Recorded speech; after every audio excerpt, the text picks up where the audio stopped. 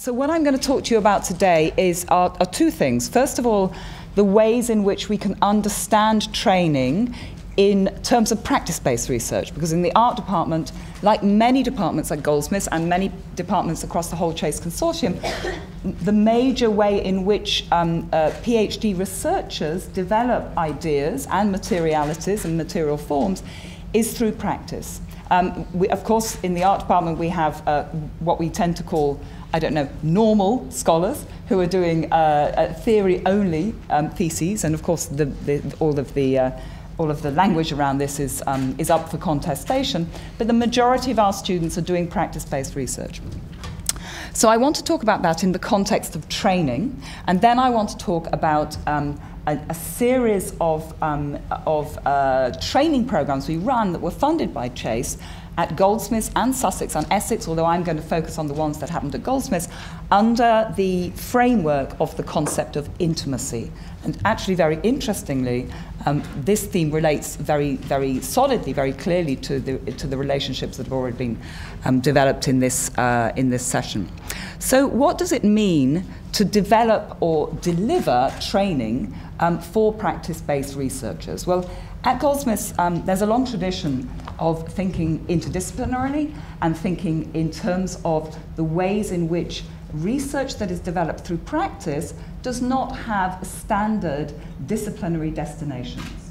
And also, and I think this is very important when we think about training, and something that we struggle with, and I've had long conversations with Steve with about developing these intimacy sessions, is that the fact that often, if you're a practice-based research scholar, your destination at the end of your PhD, when it happens, is not necessarily academia.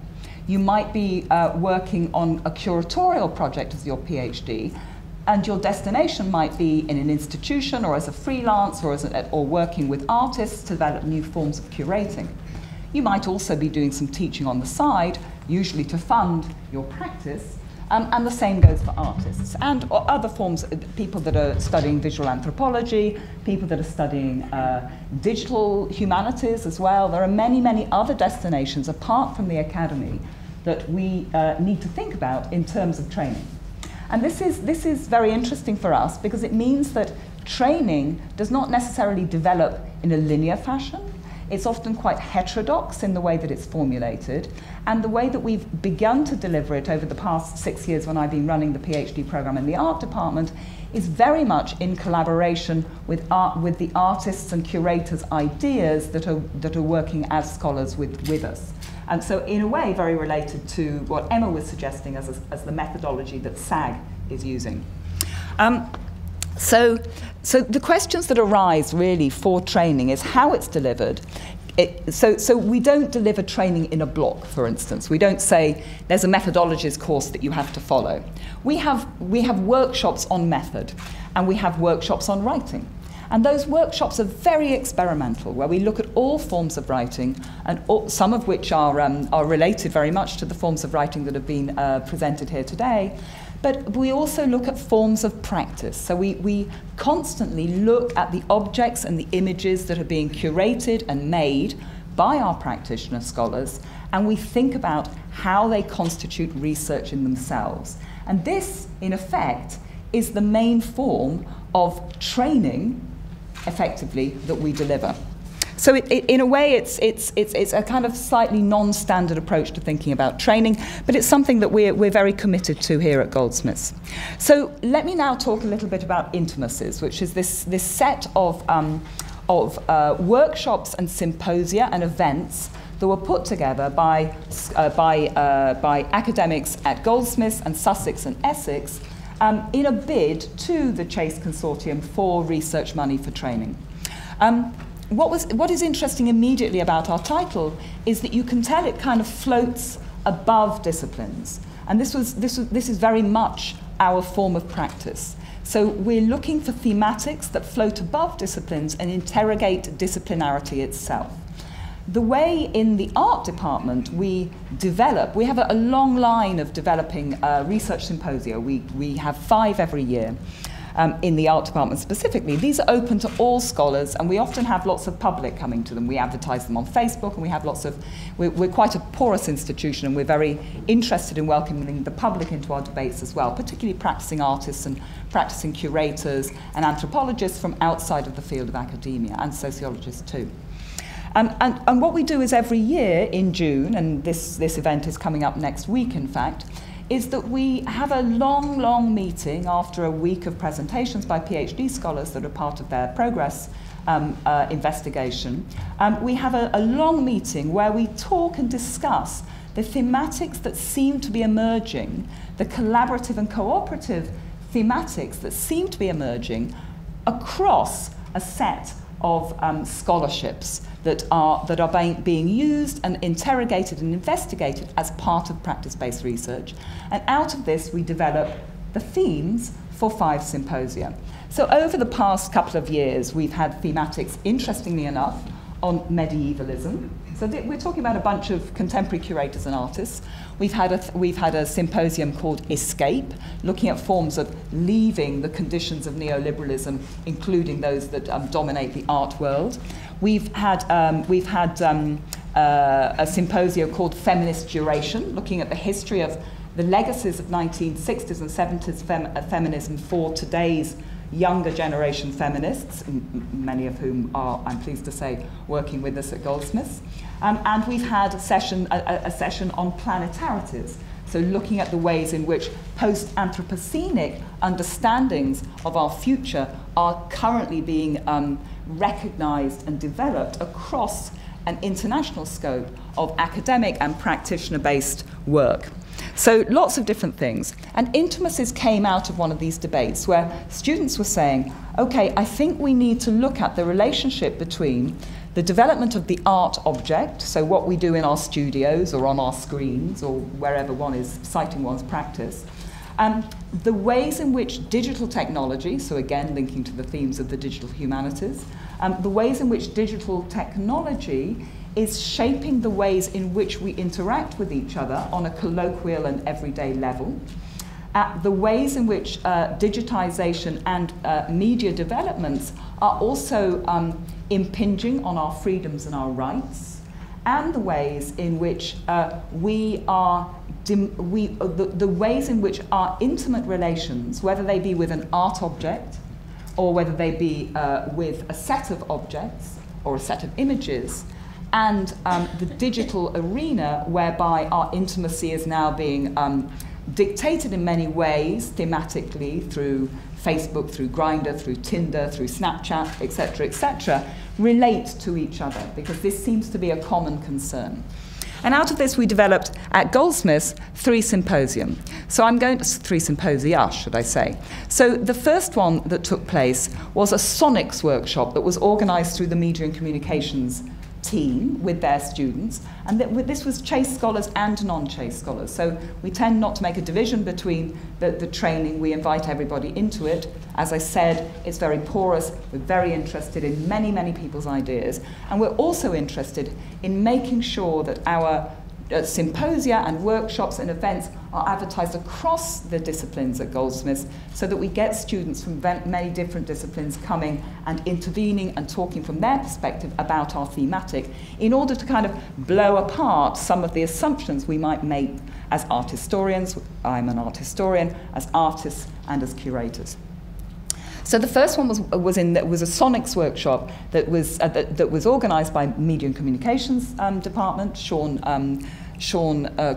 Cubitt, I forgot his name. Sean Cubitt, who's a very good colleague of mine, even though I can't remember his name, was organising it principally in the Media and Communications Department, and it was organised and curated by students in Media and Comms who developed a very fantastic and large-scale installation of sonic work, both from the computing department, from Media and Communications, from the Centre for Research Architecture, and from the art department in the church space that we have in Hatcham House.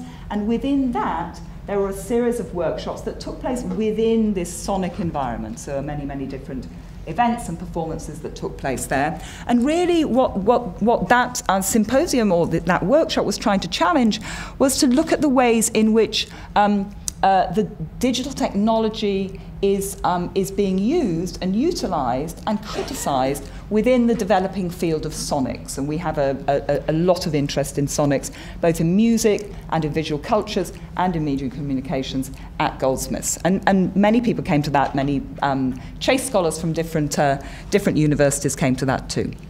So the second thing that we developed, that was developed by Lucia Baldini. Is Lucia here? Her name was on the list, but she's not here yet. Okay. Lucia in the English and Comparative Literature department was an extraordinary event that was across 2 days that was looking at the relationship between, it was called Consent, Freedom and the Personal, Ethics in Creative Non-Fiction. So it was looking at the ways in which when one is dealing with the fictional and the non-fictional, one is increasingly policed and guided through technological legislative procedures.